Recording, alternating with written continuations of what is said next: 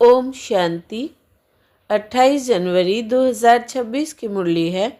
मुख्य रूप से बाबा ने कहा, परमात्मा अखंड ज्योति है और दूसरी ओर दुनिया वाले कहते हैं नाम रूप से न्यारा है।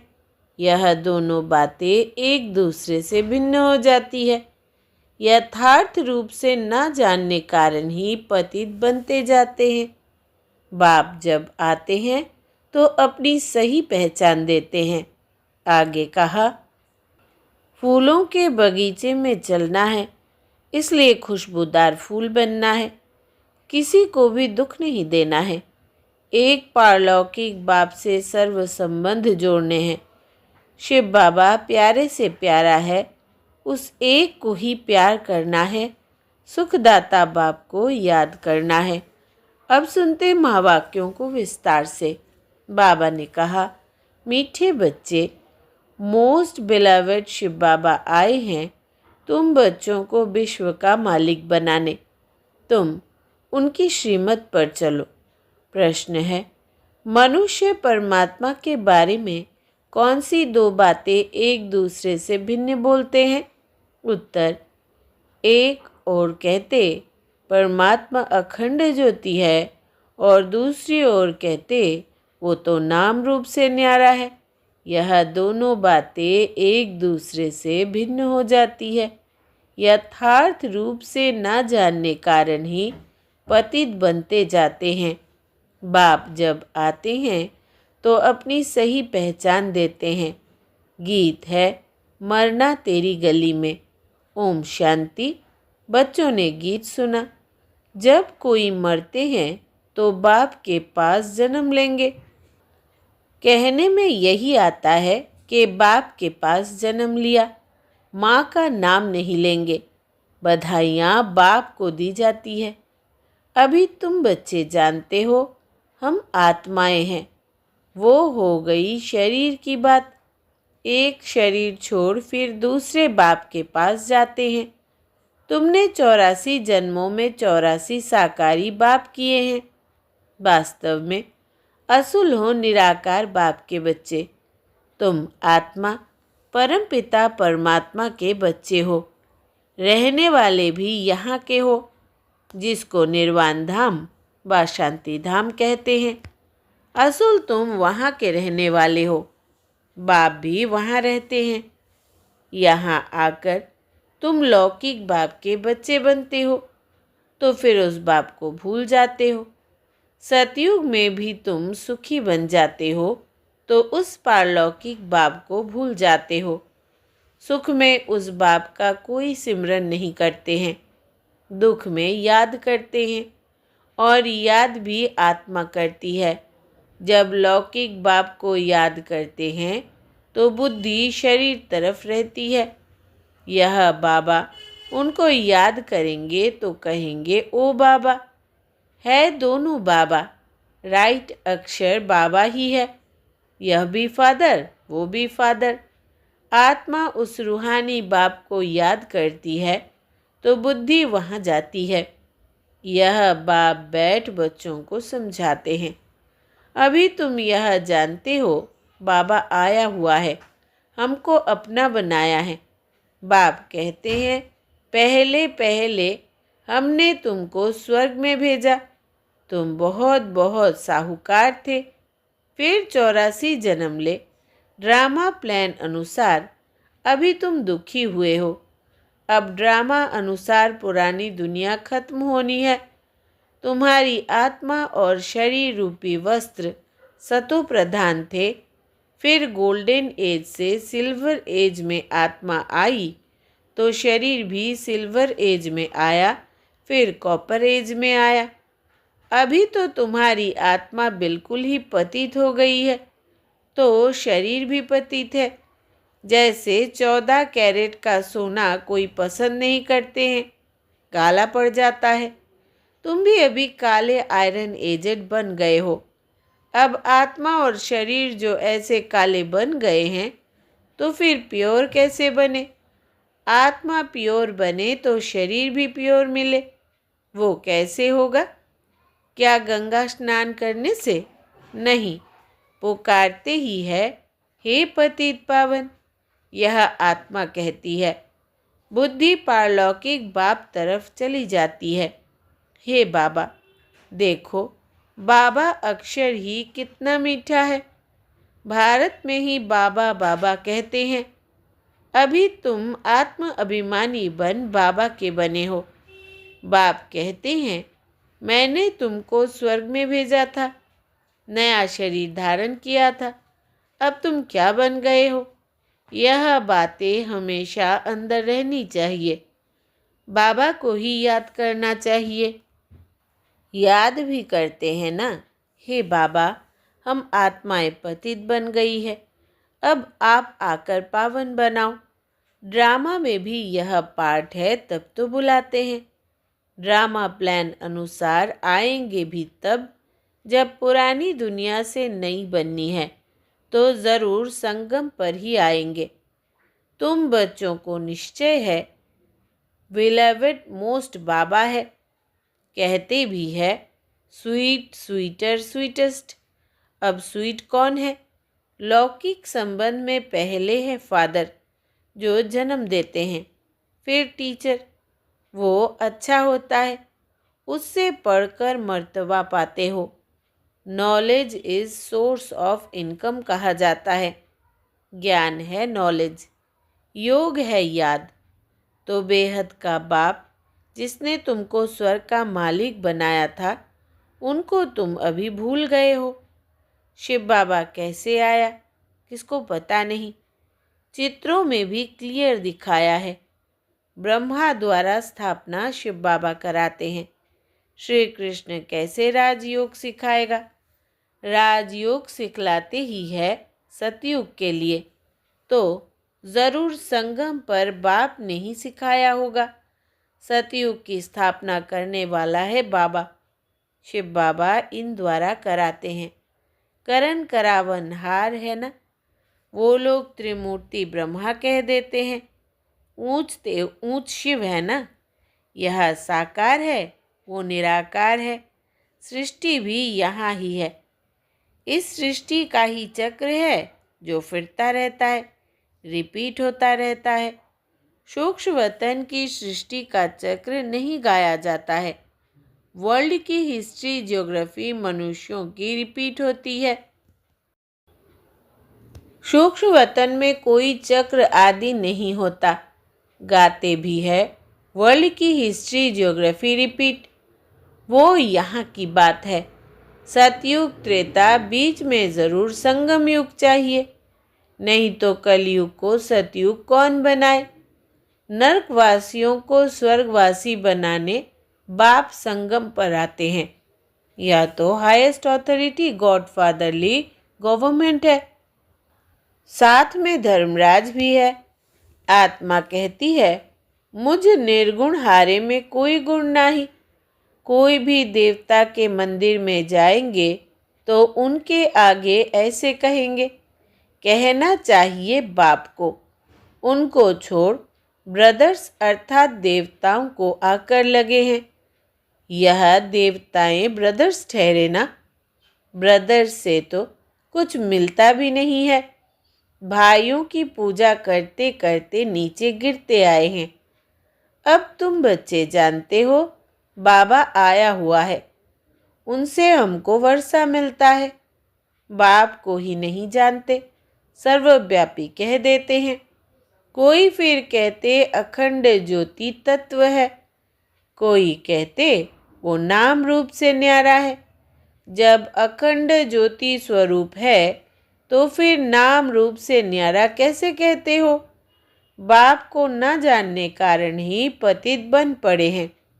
तमो प्रधान भी बनना ही है। फिर जब बाप आते हैं तब आकर सभी को सतो प्रधान बनाते हैं। आत्माएं निराकारी दुनिया में सब बाप के साथ रहती है, फिर यहाँ सतो रजो तमो में आकर पार्ट बजाती है। आत्मा ही बाप को याद करती है। बाप आते भी है, कहते भी है, ब्रह्मा तन का आधार लेता हूँ। यह है भाग्यशाली रथ। बगैर आत्मा रथ थोड़ी होता है। अभी तुम बच्चों को समझाया है। यह है ज्ञान की वर्षा, नॉलेज है। इससे क्या होता है? पतित दुनिया से पावन दुनिया बनती है। गंगा जमुना तो सतयुग में भी होते हैं। कहते हैं श्री कृष्ण जमुना के कंठे पर खेलपाल करते हैं। ऐसी कोई बातें है नहीं। वो तो सतयुग का प्रिंस है। बहुत अच्छी रीति उनको संभाला जाता है, क्योंकि फूल है ना। फूल कितने अच्छे सुंदर होते हैं। फूल से सब आकर खुशबू लेते हैं। कांटों की थोड़ी खुशबू लेंगे। अभी तो यह है कांटों की दुनिया। कांटों के जंगल को बाप आकर गार्डन ऑफ फ्लावर बनाते हैं, इसलिए उनका नाम बबूलनाथ भी रख दिया है। कांटों को बैठ फूल बनाते हैं, इसलिए महिमा गाते हैं। कांटों को फूल बनाने वाले बाबा। अब तुम बच्चों का बाप के साथ कितना लव होना चाहिए। वो लौकिक बाप तो तुमको गटर में डालते हैं। यह बाप 21 जन्मों के लिए तुमको गटर से निकाल पावन बनाते हैं। वो तुमको पतित बनाते हैं। तब तो लौकिक बाप होते भी पारलौकिक बाप को आत्मा याद करती है। अभी तुम जानते हो, आधा कल्प बाप को याद किया है। बाप आते भी जरूर है। शिव जयंती मनाते हैं ना। तुम जानते हो, हम बेहद के बाप के बने हैं। अभी हमारा संबंध उनसे भी है तो लौकिक से भी है। पारलौकिक बाप को याद करने से तुम पावन बनेंगे। आत्मा जानती है वो हमारा लौकिक और यह पारलौकिक बाप है। भक्ति मार्ग में भी यह आत्मा जानती है। तब तो कहते हैं, हे भगवान, ओ गॉड फादर। अविनाशी फादर को याद करते हैं। वो बाप आकर हेवन स्थापन करते हैं। यह किसको पता नहीं है। शास्त्रों में तो युगों की आयु भी बहुत लंबी चौड़ी लिख दी है। यह किसके ख्याल में नहीं आता कि बाप आते ही है पतितों को पावन बनाने। तो जरूर संगम पर आएंगे। कल्प की आयु लाखों वर्ष लिख मनुष्यों को बिल्कुल घोर अंधियारे में डाल दिया है। धक्के खाते रहते हैं बाप को पाने के लिए। कहते हैं जो बहुत भक्ति करते हैं तो भगवान मिलता है। सबसे जास्ती भक्ति करने वाले को ज़रूर पहले मिलना चाहिए। बाप ने हिसाब भी बताया है।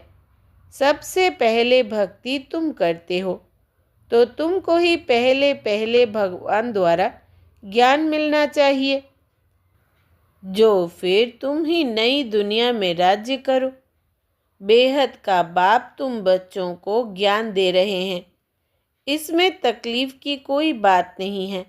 बाप कहते हैं तुमने आधा कल्प याद किया है। सुख में तो कोई याद करते ही नहीं। अंत में जब दुख हो जाते हैं तब हम आकर सुखी बनाते हैं। अभी तुम बहुत बड़े आदमी बनते हो। देखो, चीफ मिनिस्टर, प्राइम मिनिस्टर आदि के बंगले कितने फर्स्ट क्लास होते हैं। वहाँ फिर गाय आदि सारा फर्नीचर ऐसा फर्स्ट क्लास होगा। तुम तो कितने बड़े आदमी देवता बनते हो। दैवी गुणों वाले देवता स्वर्ग के मालिक बनते हो। वहाँ तुम्हारे लिए महल भी हीरे जवाहरातों के होते हैं। वहाँ तुम्हारा फर्नीचर सोने के जड़ीत का फर्स्ट क्लास होगा। यहाँ तो झूले आदि सब बेगरी है। वहाँ तो फर्स्ट क्लास हीरे जवाहरातों की सब चीज़ें होंगी। यह है रुद्र ज्ञान यज्ञ। शिव को रुद्र भी कहते हैं। जब भक्ति पूरी होती है तो फिर भगवान रुद्र यज्ञ रचते हैं। सतयुग में यज्ञ अथवा भक्ति की बात ही नहीं। इस समय ही बाप यह अविनाशी रुद्र ज्ञान यज्ञ रचते हैं। जिसका फिर बाद में गायन चलता है। भक्ति सदैव तो नहीं चलती रहेगी। भक्ति और ज्ञान, भक्ति है रात, ज्ञान है दिन। बाप आकर दिन बनाते हैं तो बच्चों का बाप के साथ कितना लव होना चाहिए। बाबा हमको विश्व का मालिक बनाते हैं। मोस्ट बिलवेड बाबा है। उनसे ज़्यादा प्यारी वस्तु कोई हो न सके। आधा कल्प से याद करते आए हो। बाबा आकर हमारे दुख हरो। अब बाप आए हैं, समझाते हैं तुमको अपने गृहस्थ व्यवहार में तो रहना ही है। यहाँ बाबा पास कहाँ तक बैठेंगे। बाप के साथ तो परम धाम में ही रह सकते। यहाँ इतने सब बच्चे तो नहीं रह सकते। टीचर सवाल कैसे पूछेंगे। लाउड स्पीकर पर रिस्पॉन्ड कैसे दे सकेंगे। इसलिए थोड़े थोड़े स्टूडेंट्स को बढ़ाते हैं। कॉलेज तो बहुत होते हैं, फिर सबके इम्तिहान होते हैं, लिस्ट निकलती है। यहाँ तो एक ही बाप पढ़ाते हैं। यह भी समझाना चाहिए दुख में सिमरन सब उस पारलौकिक बाप का करते हैं। अब यह बाप आया हुआ है। महाभारी महाभारत लड़ाई भी सामने खड़ी है। वो समझते हैं महाभारत लड़ाई में श्री कृष्ण आया। यह तो हो न सके। बेचारे मूंझे हुए हैं ना। फिर भी कृष्ण कृष्ण याद करते रहते हैं। अब मोस्ट बिलवेड शिव भी है तो श्री कृष्ण भी है, परंतु वो है निराकार, वो है साकार। निराकार बाप सब आत्माओं का बाप है दोनों मोस्ट बिलवेड। श्री कृष्ण भी विश्व का मालिक है ना। अभी तुम जज कर सकते हो जास्ती प्यारा कौन। शिव बाबा ही तो ऐसा लायक बनाते हैं ना। श्री कृष्ण क्या करते हैं, बाप ही तो उनको ऐसा बनाते हैं। तो गायन भी जास्ती उस बाप का होना चाहिए। शंकर का डांस दिखाते हैं। वास्तव में डांस आदि की तो बात नहीं। बाप ने समझाया है तुम सब पार्वतियाँ हो। यह शिव अमरनाथ तुमको कथा सुना रहे हैं। वो है वॉइसलेस वर्ल्ड, बेकार की बात नहीं। बाप बेकारी दुनिया थोड़ी रचेंगे। बेकार में ही दुख है। मनुष्य हठ योग आदि बहुत सीखते हैं। गुफाओं में जाकर बैठते हैं, आग से भी चले जाते हैं। रिद्धि सिद्धि भी बहुत है। जादूगरी से बहुत चीज़ों को निकालते हैं। भगवान को भी जादूगर, रत्नागर, सौदागर कहते हैं। तो ज़रूर चैतन्य है ना। कहते भी है मैं आता हूँ। जादूगर है ना। मनुष्य को देवता, बेगर से प्रिंस बनाते हैं। ऐसा जादू कभी देखा। अच्छा, मीठे मीठे सिकिलधे बच्चों प्रति माता पिता बाप दादा का याद प्यार और गुड मॉर्निंग। रूहानी बाप की रूहानी बच्चों को नमस्ते। हम रूहानी बच्चों की रूहानी माता पिता बाप दादा को याद प्यार, गुड मॉर्निंग और नमस्ते बाबा नमस्ते। धारणा के लिए मुख्य सार। पहला, फूलों के बगीचे में चलना है, इसलिए खुशबूदार फूल बनना है। किसी को भी दुख नहीं देना है। एक पारलौकिक बाप से सर्व संबंध जोड़ने हैं। दूसरा, शिव बाबा प्यारे से प्यारा है, उस एक को ही प्यार करना है। सुखदाता बाप को याद करना है। वरदान है आज का, किसी की कमी कमजोरी को ना देख अपने गुण व शक्तियों का सहयोग देने वाले मास्टर दाता भव।